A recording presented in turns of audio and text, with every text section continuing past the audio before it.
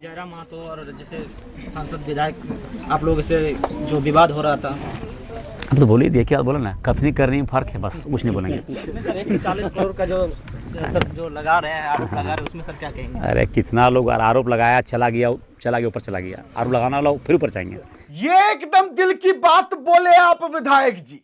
जिसने भी आरोप लगाया वो सभी ऊपर चला गया, लेकिन अब ये आप किस ऊपर जाने की बात कर रहे हैं ये मैं क्लियर नहीं करूंगा, आगे बात करेंगे इस पर। दोस्तों, इस वीडियो में हम बात करने वाले हैं बाघमारा विधायक जी का, जिन्होंने जयराम महतो जी के आरोप पर बहुत ही बेहतरीन जवाब दिए। सुनाएंगे क्या बोले हैं वो। हम आपको ले चलेंगे रिजवान क्रांतिकारी जी के पास, जो डिफेंडर से बेचारे स्प्लेंडर तक चले आए, और फिर चलेंगे आपको तीसरे खबर पर ले चल के, जहां पर आजसू से घर वापसी करते कार्यकर्ता जेल कैंप को ज्वाइन कर रहे हैं। और अंतिम में आपको सुनाएंगे टाइगर जयराम महतो जी को, जो बच्चों को यह सिखा रहे हैं कि उनकी मां उनके लिए कितना संघर्ष कर रही है। एक बेहतरीन भाषण जो एक विधायक का होना चाहिए, अंतिम में आपको टाइगर जयराम महतो जी का सुनाएंगे।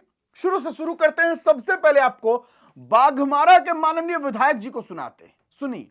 जयराम महतो और जैसे सांसद विधायक आप लोगों से जो विवाद हो रहा था, अब तो बोल ही दिया, क्या बोला ना, कथनी करनी में फर्क है, बस कुछ नहीं बोलेंगे। इसमें सर 140 करोड़ का जो लगा रहे हैं, आरोप लगा रहे हैं, उसमें सर क्या कहेंगे? अरे कितना लोग आरोप लगाया, चला गया ऊपर चला गया, आरोप लगाना वाला फिर ऊपर जाएंगे। और वास्तव में आपको सिद्ध कर पाया है क्या? आरोप किस पर लगाया जाता है?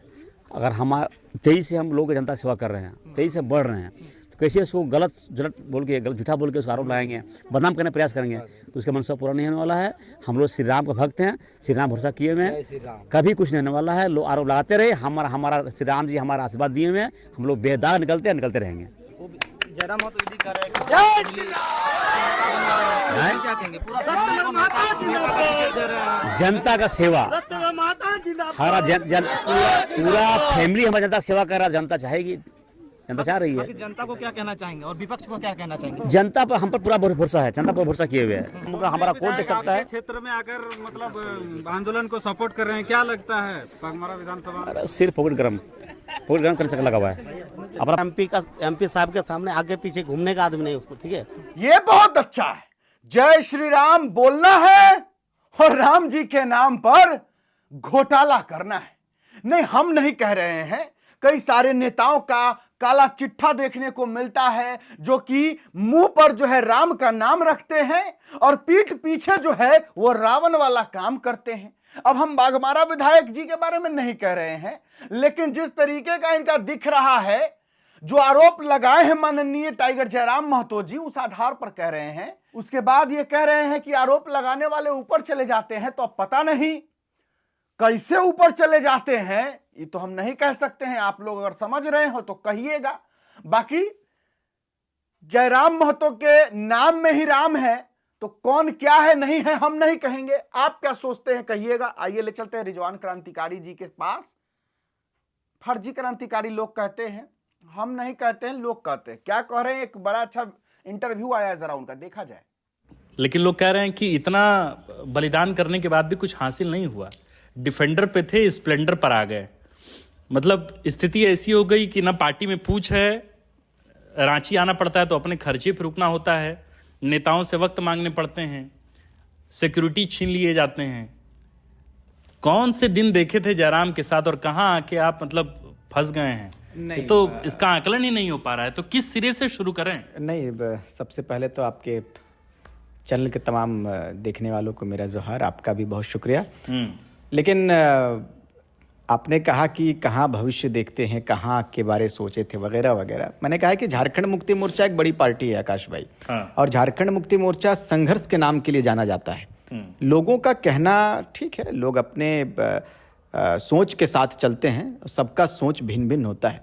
मैंने कहा कि जब मैंने झारखंड मुक्ति मोर्चा परिवार में आने का जब इरादा मैंने किया, सारे लोगों ने देखा, आदरणीय मुख्यमंत्री महोदय के समकक्ष मेरी हाजिरी हुई और उनके आशीर्वाद को हमने स्वीकारते हुए उसी समय हमने संकल्प लिया कि भाई मैं अपने संघर्षों के साथ फिर से इस पार्टी में रहूंगा और बिल्कुल आशीर्वाद अभी मिल रहा है और इस पार्टी में ही बेहतर करने का प्रयास तो वही हो गया कि पंडित जी आए, पूजा कराए और दक्षिणा लेके चले गए।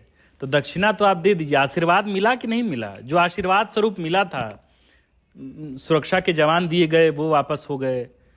पूछ थी पार्टी में, तब एक बार में रिजवान क्रांतिकारी की मुख्यमंत्री हेमंत सोरेन के साथ तस्वीर आती थी, वो तस्वीर अब गायब। अब तो ये भी खबर है कि आपको मुलाकात के लिए पैरवी पैगाम लगाने पड़ते हैं और इसके बाद भी पैरवी से आप वहां तक नहीं पहुंच पा रहे हैं। रिजवान जी की स्थिति अभी क्या है? वो पार्टी में रहेंगे बिल्कुल कि वो ओवैसी की तरह एक नई पार्टी बनाएंगे और फिर मुसलमानों का जो है वो एक छत्र नेतृत्व करेंगे? पत्रकारों से पूरा लोग इसीलिए घबराते हैं, पत्रकार कब क्या सवाल कर दे। मैंने कहा कि भाई हमारा इरादा इस पार्टी में रहकर अपने पूरे जीवन को इस पार्टी में खपाने की तैयारी है और इस पार्टी के कह सकते हैं कि चादर के नीचे है इस राज्य के भविष्य को हम लोग तय करने जा रहे हैं और ना हम किसी पार्टी में जाएंगे ना कोई दल पर विचार करेंगे।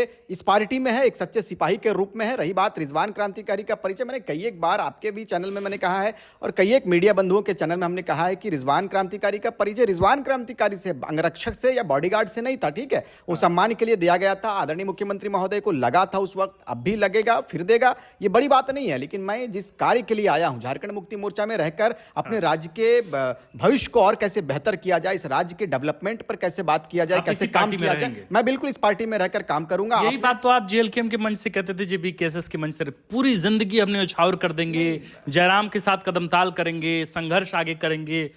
1932 का खतियान है, भाषा आंदोलन है, इन तमाम मुद्दों पर प्रखरता से हेमंत सोरेन की आंखों में आंख डाल के हम लोग सवाल करेंगे। और यहां आए तो यही आप बात कह रहे हैं कि हम यहां रहेंगे, लंबे वक्त तक रहेंगे, संघर्ष करेंगे। अपने ही पॉइंट पे आप सिद्ध नहीं, अब अपने आपका पॉइंट ऑफ व्यू बदलता जा रहा है। नहीं, कोई बदलता नहीं है। मेरे लिए गौरव की बात है कि आदरणीय दिशोम गुरु श्री शिबू सोरेन जी स्वर्गवास हो गए, वो अच्छे जगह पर रहें। आदरणीय दिशोम गुरु जी का पूरा विनोद बिहारी महतो, ए.के. राय, तमाम वीर शहीदों का लहू इस पार्टी में मिला है, तो मुझे सीखने को आकाश भाई मिल रहा है। ठीक है, उसमें हम लोगों ने तैयारी किया था, हम लोगों ने एक पार्टी का नींव रखा, हम लोगों ने पार्टी को बनाया, लेकिन कही जाती है कि पार्टी में अनुभवों की बड़ी ज़रूरत होती है। ठीक है, अनुभव वहाँ पर लोगों के बीच में नहीं था, ऐसा हमारा समन्वय स्थापित नहीं हो पाया, तो मुझे लगा कि झारखंड मुक्ति मोर्चा मेरे लिए बेहतर है। चक्कर में फंसे रह गए, एक लड़का निकला और डुमरी का विधायक बन गया। ठीक है, विधायक बन जाना, सांसद बन जाना, मंत्री मुख्यमंत्री बन जाना, ये अलग विषय है। राजनीति में तो यही महत्वाकांक्षा है ना लोगों की कि भाई हमको विधायक बनना है, प्रवक्ता बन रहा है, राज्यसभा जाना है, मुख्यमंत्री बनना है, यही महत्वाकांक्षा। ये अब ये गांधीवादी विचारधारा के साथ तो मत कहिए कि समाज की सेवा करनी, क्योंकि सबका समाज का सेवा तो दिख ही रहा है। नहीं, बिल्कुल बिल्कुल, मैंने कहा है कि समाज का सेवा भी किया जाएगा और बिल्कुल झारखंड मुक्ति मोर्चा में रहकर किया जाएगा। आपने कहा कि भाई हेमंत सोरेन जी, मैं पूरा, ये तो सच है कि भगवान है, स्प्लेंडर तक आ गए डिफेंडर से। रिजवान क्रांतिकारी जी जब जेल के में थे, जेएमएम ने उनको लालच दिया, आइए डिफेंडर पर बिठाते हैं, और उनको डिफेंडर पर बिठा करके इतने अच्छे से चलिए, इस पर भी हम ज्यादा कुछ नहीं कहेंगे तो विवाद बढ़ जाएगा। आप कहिएगा कि इनको कह सकते हैं क्या कि धोबी का कुत्ता, न घर का न घाट का। मतलब हम एक कहावत और मुहावरा कह रहे हैं, इसको दिल पर लेने की आवश्यकता नहीं है। आप कहिएगा क्या सोचते हैं। आइए ले चलते हैं एक और वीडियो क्लिप, पहले देखिए फिर बात करते हैं इसके बारे में। देखिए पहले। जिंदाबाद जिंदाबाद जिंदाबाद, जेएलकेएम पार्टी जिंदाबाद जिंदाबाद जिंदाबाद, दीपक रवानी जिंदाबाद जिंदाबाद जिंदाबाद, दीपक रवानी जिंदाबाद जिंदाबाद जिंदाबाद। जय झारखंड, जय जय झारखंड, जय जय झारखंड। जोहार, मैं नंदू मोदक, आप देख रहे हैं देव झारखंडी ब्लॉग्स। इस वक्त हम पहुंचे हुए कतरास, और कतरास में काफी सारे जेएलकेएम में कार्यकर्ता जुड़े हैं, जो कुछ दिन पहले हमारे केंद्र सचिव के माध्यम से दूसरे पार्टी में गए थे, जो पूर्व सचिव थे, और अभी दीपक रवानी जी के नेतृत्व में फिर से घर वापसी किए हैं। इन लोग से कुछ सवालात रहेंगे मेरा। दादा सबसे पहले आपका शुभ नाम? मेरा नाम बिट्टू शर्मा हुआ, कतरास का निवासी हूँ, नगर निगम का। जस्ट आप लोग कुछ दिन पहले दूसरे पार्टी में गए थे, हमारे पूर्व सचिव के माध्यम से, जो उन्होंने पार्टी ज्वाइन किया था, साथ में आप लोग भी किए थे ना? हाँ जी, किए थे। तो क्या उसमें कुछ प्रलोभन था या ऐसे ही गए थे? देखिए, प्रलोभन मेरे लिए तो कुछ ऐसा नहीं था, लेकिन मैं उनका मदद करता था, मतलब साथ में रहता था हमेशा ही। तो एक होता है कि एक दोस्त जब दोस्त के साथ में रहता है, एक कार्यकर्ता जब एक नेता के साथ में रहता है तो दोस्ती का रूप धर लेता है। तो उसी एंगल से मैं वहाँ उस पार्टी में गया था। या कुछ प्रलोभन से नहीं गए थे? मेरा कोई प्रलोभन नहीं था, मुझे कोई प्रलोभन नहीं था। तो आप भी गए थे उस समय? गए तो थे। तो आपको भी कुछ प्रलोभन नहीं मिला था? ना, कोई प्रलोभन नहीं था, सिर्फ मतलब मानवता के नाम पर कि चलो यहाँ नहीं वहाँ चलो, तो उनके बात पर भटक गए थे। चलिए, देर से ही लेकिन भटक के आप लोग घर वापसी किए हैं। दादा, आप भी भटके थे? देखिए, जंगल में आदमी रास्ता भटक जाता है, तो हमारे दीपक जी जो है रोशनी दिखाने का काम किए हैं। उन्होंने जैसे जंगल में कोई रास्ता भटक जाता है, आदमी रोशनी की तरफ भागता है, तो दीपक जी ने रोशनी दिखाने का काम किया और भटके हुए को फिर वापस लाया। मैं आशा करता हूँ पूरे बागमारा में ये आगे भी इस तरह का काम करेंगे, जो भटके हुए हैं उन्हें रोशनी दिखाने का काम करेंगे और अपने बागमारा का समुचित विकास करेंगे।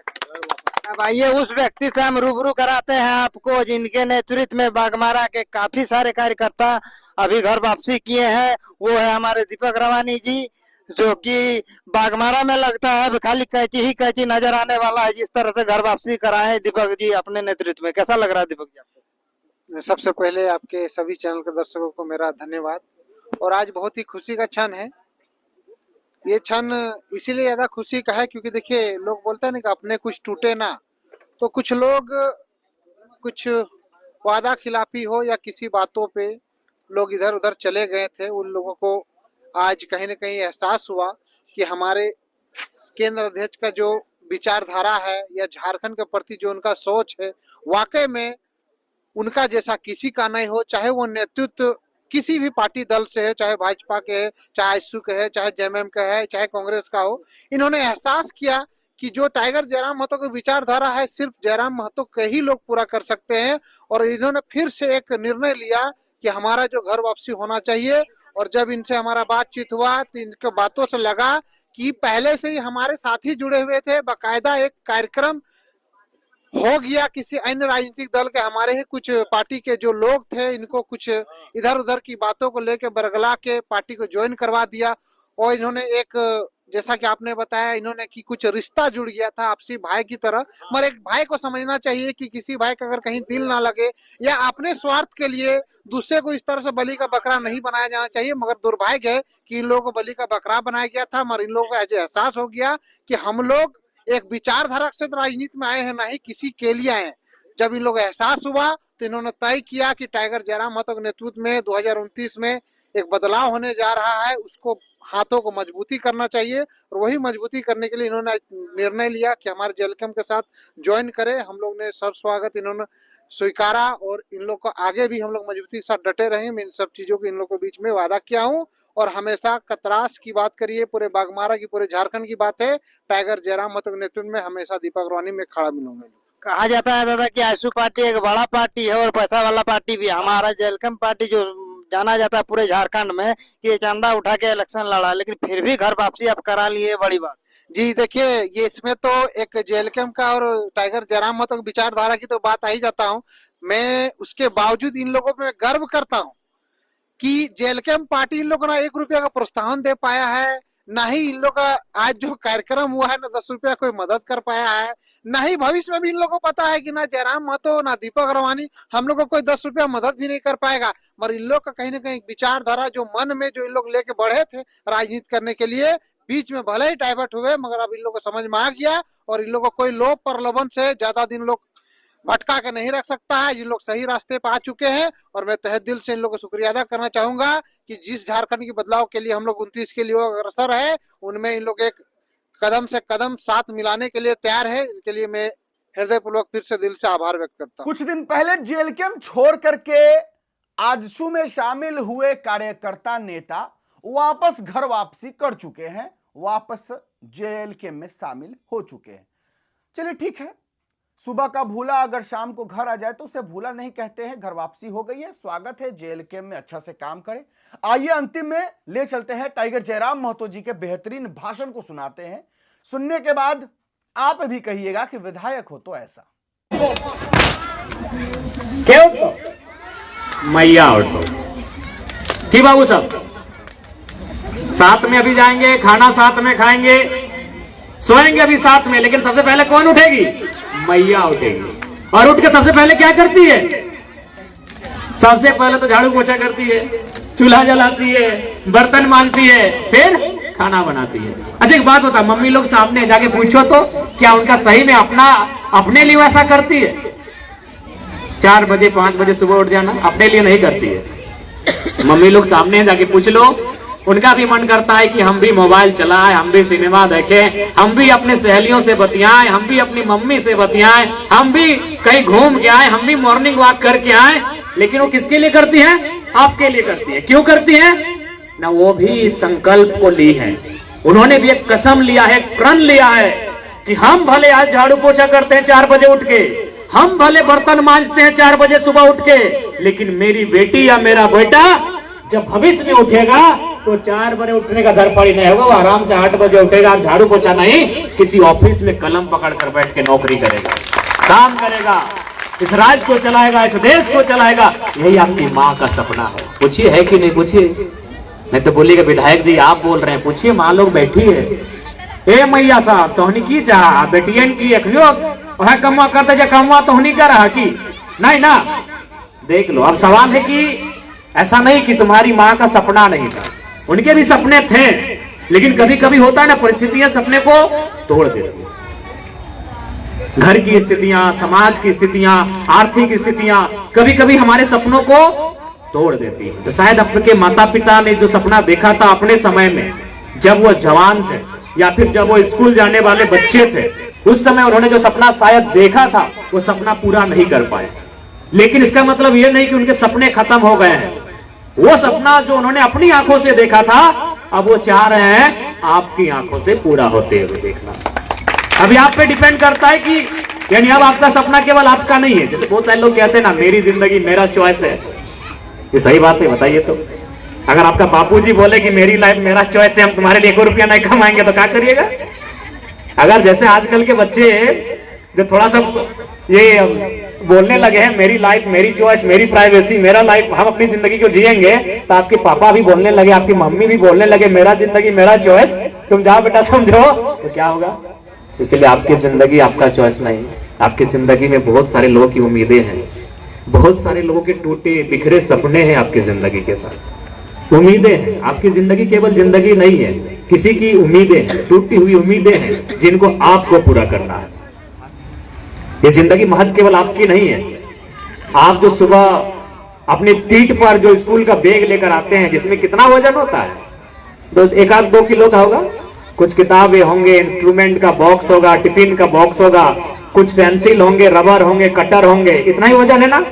लेकिन आप एक वजन है जिसको आप देख नहीं पाते हैं, वो वजन है आपके माता पिता के सपनों का, जिसे आप देख नहीं पाते हैं और अभी आप अनुभव भी नहीं कर पा रहे, क्योंकि अभी आप बहुत बच्चे हैं। जब आप स्कूल को पार करेंगे, कॉलेजों में जाएंगे, और जब उस समय थोड़ा सा आप परिपक्व हो जाएंगे, आपका मानसिक स्तर वृद्धि होगा, उस समय जैसे आपकी जो पीछे हमारी दो बहन जो आपकी मैडम है ये खड़ी है, ये अनुभव कर रही है।